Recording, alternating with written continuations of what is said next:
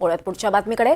वरळीच्या VDD चाळ क्रमांक 80 मधील चाळीचा काही भाग सकाळी 9:30च्या सुमारास कोसळला।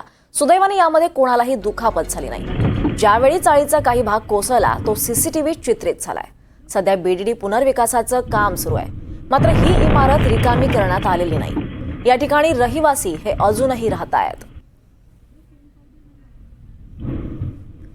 वरळीच्या बीडीडी चाळ क्रमांक 80 मधला चाळीचा काही भाग हा सकाळी 9:30च्या सुमारास कोसळला।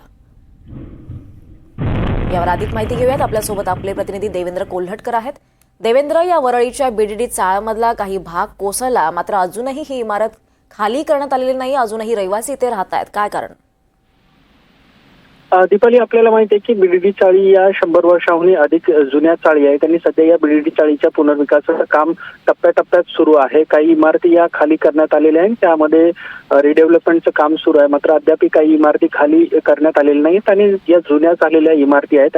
अशाच एका इमारतीचा 80 क्रमांक जी इमारत आहे त्याचा काही भाग जो आहे तो सकाळच्या सुमारास कोसळलेला आहे आणि त्याची दृश्य जी आहेत ती सीसीटीव्ही मध्ये कैद झालेली आपल्याला पाहायला मिळतात। यामध्ये कोणीही जखमी झालेलं नाहीये, मात्र या जुन्या इमारतींचा प्रश्न जो आहे तो कायम आहे आणि टप्प्याटप्प्यामध्ये आता या जुन्या इमारतींचं पाडकाम केलं जाईल आणि त्या ठिकाणी देखील पुनर्विकास केला जाईल।